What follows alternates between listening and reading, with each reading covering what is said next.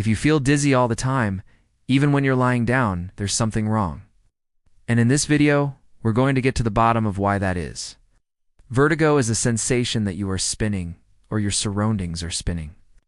People describe it as feeling like the room is tilting, or that they're on a boat. It's usually accompanied by nausea and an urge to vomit. If you're getting this feeling constantly, and not just from time to time, this is definitely something that needs looking into. So let's talk about the most common causes for this problem. The first reason is low blood pressure. When you have low blood pressure, your body isn't getting enough blood flow, so you may start to feel weak, fatigued, dizzy, or lightheaded. This can happen if you're dehydrated or if you have a hormonal imbalance. You see, hormones control many things in your body, including blood pressure. So if you have high levels of cortisol, for example, this stress hormone, it will make your blood vessels wider, which drops your blood pressure. And if your blood pressure drops too much or too quickly, you may feel dizzy. Another cause of constant vertigo is anemia. Anemia means that you don't have enough red blood cells or hemoglobin, which is a protein in your red blood cells that carries oxygen. So if you don't have enough of these, your body can't get enough oxygen, and you may feel short of breath, weak, or dizzy. The most common type of anemia is iron deficiency anemia, and this is because iron is needed to make hemoglobin. Next is dehydration. As I mentioned earlier, your blood pressure drops when you're dehydrated. But another thing that can happen is that your body gets thicker blood, especially if you're not drinking enough water. If your blood is too thick, it can't flow properly through your body, and again, this can make you feel dizzy. Then we have heart problems. If your heart isn't working well, it'd whoa and be able to pump blood around your body properly, and this can cause you to feel dizzy. Heart problems can also reduce the amount of oxygen in your blood, which can make you feel dizzy too. Okay, moving on to inner ear problems.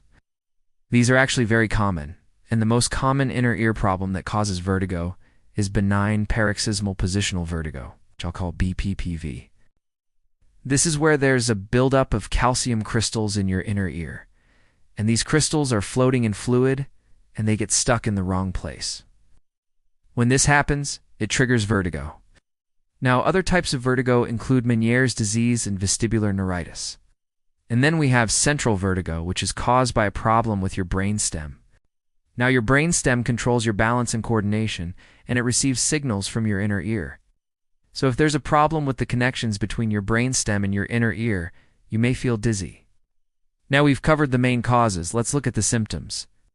Of course, the main symptom is constant vertigo, but you may also feel nauseous. You may want to throw up, may sweat more than usual. Your vision may become blurred and you may hear ringing in your ears. You may also feel fatigued, tired, or weak. Now the next question I get asked a lot is, how do you know if it's serious? Well, any type of dizziness can be serious, but here are the things that may indicate you need to see a doctor urgently. So if you have sudden severe vertigo and you have a severe headache, this could be an aneurysm. If you have vertigo along with double vision and difficulty speaking, this could be something called a posterior circulation stroke.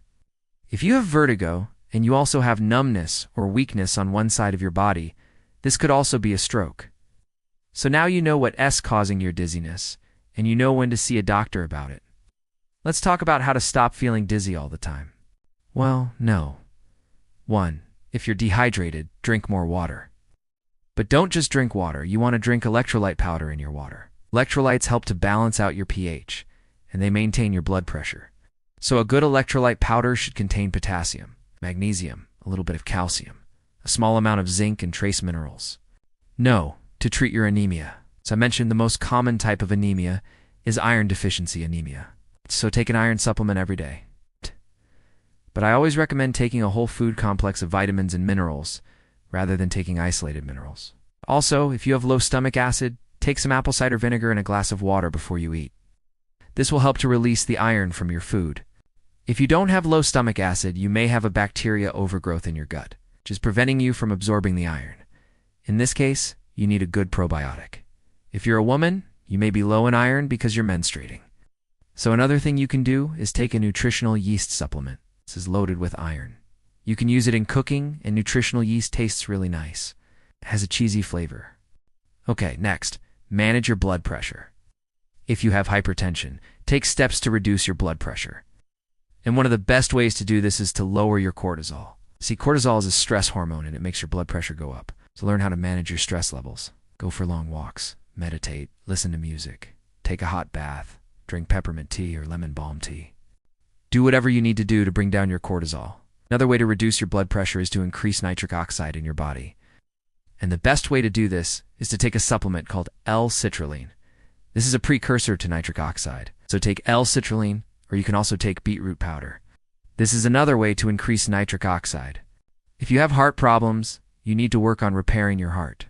And the best way to do this is to cut out all of the refined foods, the sugars, the flour, the junk foods, and replace these with whole nutritious foods, fruits, vegetables, grass-fed meats, wild fish, raw, unsalted nuts and seeds.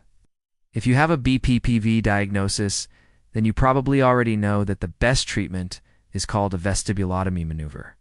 There's 5 of them, and you can watch a video on that online. Okay, so those are the natural ways to reduce your risk of feeling dizzy all the time. If you would like to learn more about vertigo and how to fix it, click on this video on the screen now. Thank you so much for watching this video.